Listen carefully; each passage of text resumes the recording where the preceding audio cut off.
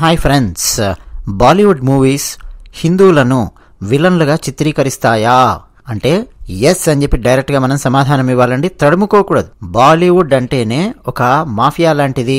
హిందువులను, హిందూ గురువులను, హిందూ మతాన్ని అత్యంత దారుణంగా చిత్రీకరిస్తూ హిందువులను తీవ్రవాదులుగాను విలన్లుగాను చిత్రీకరిస్తూ పబ్బం గడుపుకుంటూ వస్తోంది బాలీవుడ్. దానికి మూల కారణం ఎక్కడుంది అది కూడా మనం మాట్లాడుకుందాం. అసలు ఈ కాంటెక్స్ట్ ఏమిటి అన్నది కూడా నేను మాట్లాడతాను. నిజానికండి ఒక 4-5 రోజుల క్రితమే నేను మాట్లాడాల్సినటువంటి విషయం ఇది. కాకపోతే వెకేషన్కి నేను వెళ్ళాను, అందుకే మీకు 4-5 రోజుల నుంచి వీడియోస్ లేవు. నిజానికి నేనేదో హాలిడే తీసుకుందాము, వెకేషన్ వెళ్దాం అట్లాంటివి ఏమి ఉండవు. పని చేయడం అంటేనే నాకు చాలా ఇష్టము. పని పని పని చేస్తూ ఉండాలి. కాకపోతే మా ఇంట్లో వాళ్ళని కాస్త తీసుకెళ్ళాలి కదా, ముఖ్యంగా మా అమ్మగారు, వారిని కాస్త కొన్ని ప్రదేశాలకు తీసుకెళ్లి చూపించాలి అన్న ఉద్దేశంతో నేను ఒక 5-6 రోజులు వెకేషన్ లాగా తీసుకొని అట్లా వెళ్ళొచ్చానమాట.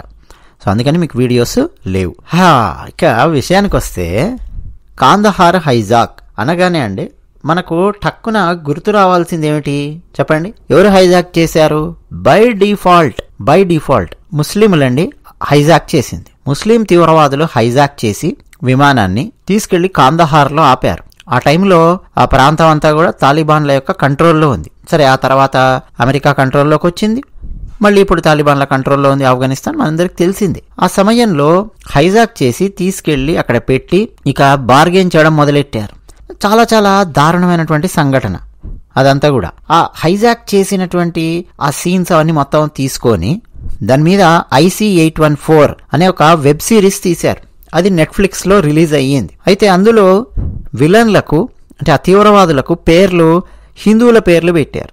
అనుభవ్ సిన్హా అనేవాడి స్క్రిప్ట్ ప్రకారం ఏమిటంటే హిందువులు ఆ ప్లేన్ని హైజాక్ చేసి, హిందూ తీవ్రవాదులు అని చెప్పి వాడతాడు. తీవ్రవాదులు ఆ ప్లేన్ని హైజాక్ చేసి అందులో ఉండే ముస్లింలను మీ ఇస్లాం మతం వదిలేసి మా మతంలోకి వచ్చేయండి అని చెప్పి డైలాగులు వేస్తూ మాట్లాడుతూ ఉంటారు. ఇది అనుభవ్ సిన్హా అనేవాడి స్క్రిప్ట్ ప్రకారం అనమాట. కంప్లీట్గా అండి అక్కడ ఏదైతే జరిగిందో దానికి పూర్తి విరుద్ధంగా ఈ వెబ్ సిరీస్ తీయడం జరిగింది. అందులోని ప్రయాణికులు ఒక్కొక్కరు బయటకు వచ్చిన తర్వాత మాట్లాడింది కనుక మనం వింటే షాక్ అయిపోతాం. నేను మీకు కావాలంటే వీడియో పోస్ట్ చేస్తాను, లేదా మీరు యూట్యూబ్లోకి వెళ్ళి పూజా కటారియా అని చెప్పి వెతకండి. పూజా కటారియా కాందహార్ ప్లేన్ హైజాక్ అని చెప్పి మీరు విన్నారంటే పూజా కటారియా గారు ఏం మాట్లాడారో మీకు అర్థమవుతుంది. పూజా కటారియా గారు చూస్తూ ఉన్నారు, ఎవరా వీళ్ళు ఈ తీవ్రవాదులు, ముస్లిం తీవ్రవాదులు మాట్లాడుకుంటున్నారు గమనిస్తుంది ఆమె కూడా ప్రయాణికురాల్లో ఒకరు. ఆ మాట్లాడేవాడు కూడా మంచి బాగా చదువుకున్నటువంటి వాళ్ళలాగానే ఉన్నాడు. ఆ తీవ్రవాదుల్లో ఉన్నటువంటి ఒకడు ఏదో డాక్టర్ లాగా చదువుకున్నాడు, ఏదో ఆ రేంజ్ లో చదువుకున్నాడు. వాడు కూడా ఈమె దగ్గరకు వచ్చి మధ్యలో ఈమె బ్రెయిన్ వాష్ చేయడం మొదలెట్టారు. ఏమని? మీ హిందూ మతాన్ని వదిలేయండి, ముస్లిం మతం చాలా గొప్పది, దీంట్లోకి మారండి అని చెప్పి ఆ తీవ్రవాదుల్లో ఒకడు పదే అక్కడ లోపల ఉన్నటువంటి వాళ్ళను బ్రెయిన్ వాష్ చేయడం కూడా మొదలెట్టాడు. సో ఇది నిజంగా జరిగింది. ఆ పూజా కటారియా అనేటటువంటి ఆమె ఇంటర్వ్యూ మీరు వినొచ్చు. ఇంకా చాలా మంది కాందహార్ హైజాక్ నుంచి బయటపడినటువంటి చాలా మంది భారతీయ ప్రయాణికుల అనుభవాలు మీరు వినొచ్చు. సో అక్కడ జరిగింది అది. కానీ ఈ IC-814 ఈ వెబ్ సిరీస్ లో చిత్రీకరించిందేమో పూర్తిగా విరుద్ధంగా చిత్రీకరించారు. అంతేకాదండి, ఈ IC-814లో మామూలుగా విలన్ల పేర్లు అక్కడే మనకు అర్థమైపోతుంది హిందువులా కాదా అని చెప్పి కదా. విలన్ల పేర్లు భోలా, శంకర్ ఇట్లా పెట్టారు. భోలా అంటే ఏంటండి? భోలే బాబా. భోలా అంటే ఎవరండి? పరమశివుడిని భోలేనాథ్ పిలుస్తూ ఉంటారు. మీరు ఉత్తర భారతదేశంలోకి వెళ్తే ఎక్కడ చూసినా భోలేనాథ్ అని చెప్పి పరమశివుడిని ఎక్కువగా ప్రేమగా భోలేనాథ్ అని చెప్పి పిలుస్తూ ఉంటారు, భోలా. అలాగే మరొకటి పేరు శంకర్ అని చెప్పి పెడతారు. ఈ వెబ్ సిరీస్లో హైజాక్ చేసిన వాళ్ళ పేర్లు, అసలు హైజాక్ చేసినటువంటి వాళ్ళ పేర్లు లిస్టు మీరు తీసుకొని చూస్తే ఇబ్రహీం అని ఉంటుంది, షాహిద్, ఇంకా ఇట్లా చాలా పేర్లు ఉన్నాయి. అన్ని కూడా ముస్లిం పేర్లు, ముస్లిమ్స్ అండి ఆ ప్లేన్ ని హైజాక్ చేసింది. కానీ పెట్టింది ఏమో దీంట్లో పేర్లు హిందువుల పేర్లు. ఇక ఇదొకటైతే బాలీవుడ్ గురించి మనం మాట్లాడదాం అనుకున్నాం కదా. చెక్ దే ఇండియా అని చెప్పి ఒక సినిమా ఉంటుంది. నాకు బాగా నచ్చిన సినిమాలలో అది కూడా ఒకటి. అంటే సినిమా కథ ప్రకారము, సినిమాని నడిపించిన విధానము, మహిళామణులు హాకీ ఆడగలరు, గెలవగలరు అని చెప్పి చూపించినటువంటి మంచి సినిమా. ఒక టీం బిల్డింగ్ ఎలా చేయాలి, మంచి సినిమా.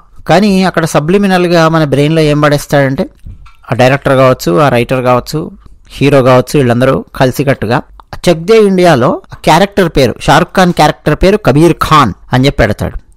ఫస్ట్ లో ఈ గోల్ కొట్టడంలో ఒక చిన్న మిస్టేక్ ఏదో అవుతుంది, తన బ్యాట్కే తాకి సెల్ఫ్ గోల్ వెళ్ళిపోవడం ఇట్లాంటిది ఏదో అవుతుంది. అయ్యేసరికి ఈ కబీర్ ఖాన్ ను మొత్తం మన భారతదేశంలో ఉన్న వాళ్ళందరూ దేశద్రోహి దేశద్రోహి అని చెప్పి తిట్టడము, వాడి ఇంటి మీద దేశద్రోహి అని చెప్పి రాయడము, ఇవన్నీ చేస్తారు.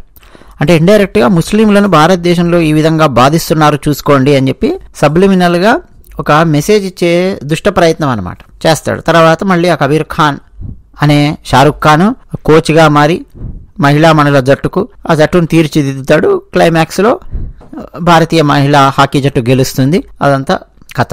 కానీ అసలు ఈ కథ ఫిక్షనల్ స్టోరీ కాదు. నిజానికి ఆ ఫస్ట్ పార్ట్ ఏదైతే ఉందో కబీర్ ఖాన్ అని చెప్పానా, షారుఖ్ ఖాన్ పాత్ర అసలు పేరు, బయట రియల్గా జరిగినటువంటి ఇన్సిడెంట్లు అసలు పేరు రంజన్ నేగి. మీరు వెళ్ళి రంజన్ నేగి అని చెప్పి టైప్ చేసి మీరు కొట్టారంటే మీకు చాలా ఈజీగా తెలిసిపోతుంది. రంజన్ నేగి యొక్క జీవితాన్ని ఇన్స్పిరేషన్గా తీసుకొని అలా స్క్రిప్ట్ తయారు చేయడం జరిగింది. అసలు రియల్గా ఉన్నటువంటి హాకీ ప్లేయర్ మీర్ రంజన్ నేగి.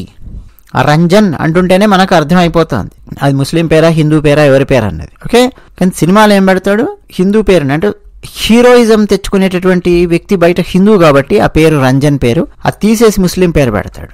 అంటే ఎక్కడెక్కడైతే హీరోలుగా చిత్రీకరించాలో అక్కడ ముస్లిం పేర్లు పెట్టడము, ఎక్కడెక్కడైతే విలన్లుగా చిత్రీకరించాలో అక్కడ హిందువులను విలన్లుగా చిత్రీకరించడం, ఇది బాలీవుడ్ చేస్తూ వచ్చింది. గురువులు మీరు బాలీవుడ్ దాంట్లో మీరు తీసుకొని చూడండి. సరే, 1 సినిమా 2 సినిమాలలో ఎక్కడో దుష్ట సన్యాసులు ఇట్లాంటి వాళ్ళు ఉన్నారనుకోండి, దుష్ట గురువులు ఉన్నారు, వాళ్ళని ఎక్స్పోజ్ చేయడము 1-2 సినిమాలలో పెట్టడం పెద్ద తప్పేం కాదు. కానీ చాలా సినిమాలలో మీరు చూడండి, విలన్లు హనుమాన్ వ్యాయామశాలలో ఉంటారు, బొట్టు పెట్టుకొని ఉంటారు, చేతుల్లో ఒక రుద్రాక్ష మాల కానీ తులసి మాల కానీ పట్టుకొని ఉంటారు, పూజలు చేస్తూ ఉంటారు. హిందువులను ఆ విధంగా విలన్లుగా చిత్రీకరించే ప్రయత్నం చేయడం. అదే మీరు మళ్ళీ హీరో విషయానికి వస్తే హీరో ఐడెంటిఫై అవ్వడు. హీరో హిందూ మతాన్ని పాటిస్తున్నాడా లేదా ఏ మతాన్ని పాటిస్తున్నాడు కూడా చాలా సినిమాల్లో ఐడెంటిఫై అవ్వడు.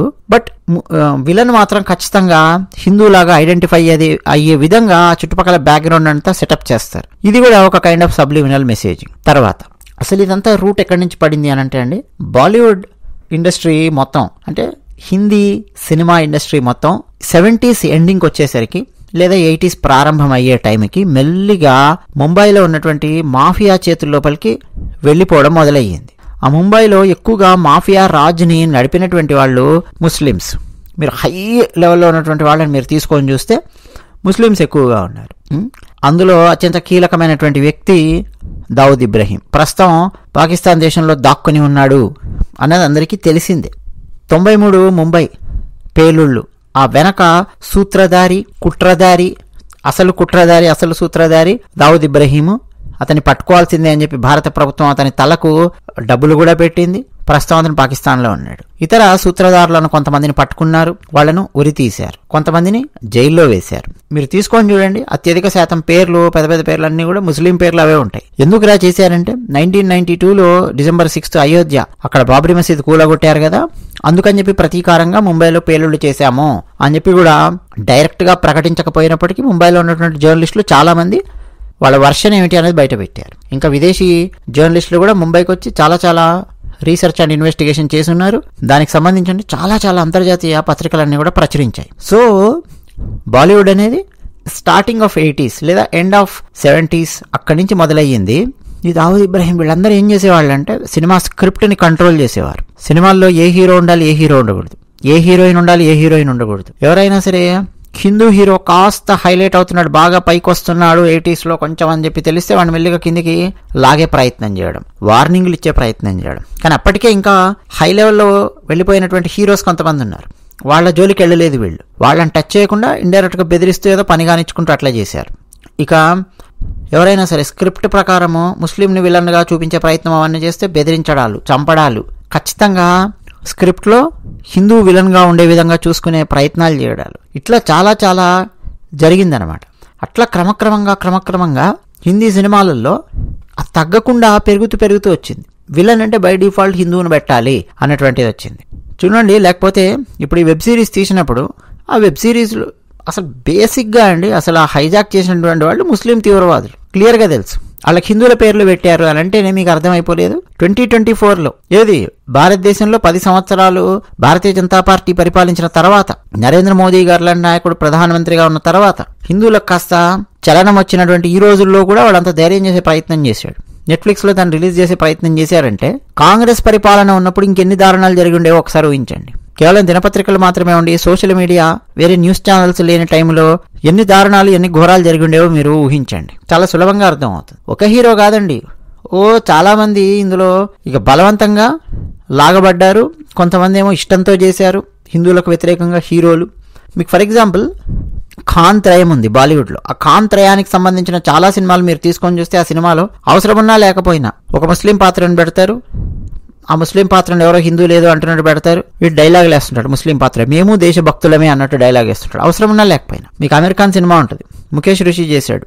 అందులో ఒక పాత్ర ముస్లిం పోలీస్ ఆఫీసర్ ఉంటాడు. అతని నమ్మకం మీద దెబ్బ కొట్టే విధంగా కొన్ని డైలాగ్స్ వస్తే మేము దేశభక్తులమే ఇవన్నీ డైలాగులు కొడతాడనమాట. అమెరికన్ సినిమా నాకు గుర్తు రావట్లేదు, టక్కున చాలా బ్లాక్ బస్టర్ అయిన సినిమా నాకు గుర్తు రావట్లేదు. సరే, కీప్ ఇట్ ఎసైడ్ అన్నట్టు ఆ సినిమా మన ఆంధ్రప్రదేశ్లో ప్రారంభమైనట్టే తీస్తారు. తుపాకులు అవన్నీ ఏ విధంగా వస్తున్నాయి, పాకిస్తాన్ నుంచి రాజస్థాన్లోకి ఏ విధంగా వస్తున్నాయి, రాజస్థాన్ నుంచి ఒక్కొక్క స్టేట్ దాటి ఏ విధంగా ఆంధ్రప్రదేశ్ వరకు కూడా ఏ విధంగా వస్తున్నాయి తుపాకుల నెట్వర్క్ ఎలా ఉంది అన్నది ఆ సినిమాలో చూపించే ప్రయత్నం చేస్తారు. నిజానికి అదంతా కూడా నెట్వర్క్ బ్రేక్ చేసింది మన తెలుగు పోలీస్ ఆఫీసరే. తెలుగు పోలీస్ ఆఫీసర్ని ఇన్స్పిరేషన్గా తీసుకుని ఆ సినిమా తీశారు. అందులో ఒక పాత్ర అనమాట ముఖేష్ రిషి పాత్ర.